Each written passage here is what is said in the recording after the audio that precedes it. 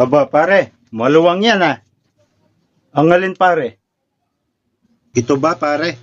Oo pare, paano mo weweldingin yan? Ang luwang kasi.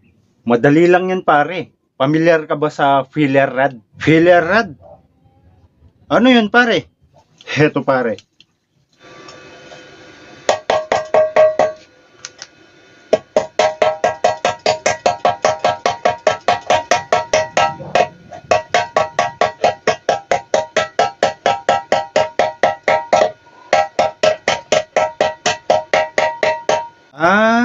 Yan lang pala.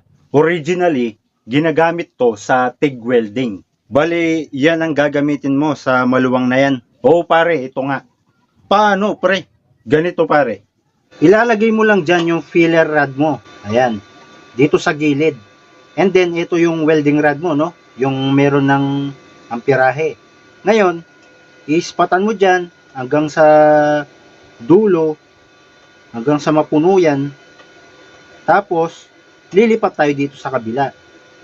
Ispatan mo dyan hanggang sa mapuno.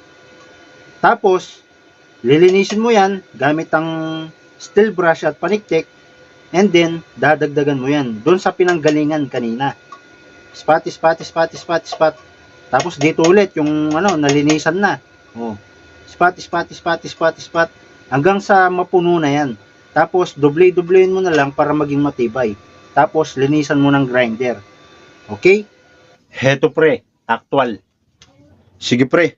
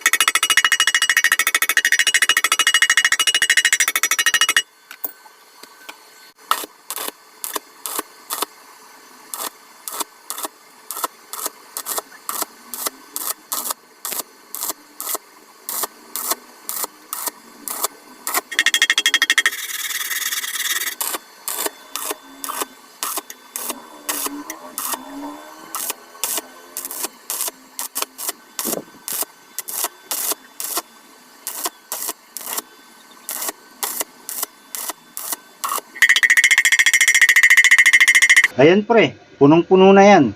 Ang gagawin mo na lang dyan, lilinisin mo siya sa grinder para pagpantayin mo na parang walang nangyari. Ganun pala siya. Ngayon alam ko na. Maraming salamat pare. Welcome pre. Alright.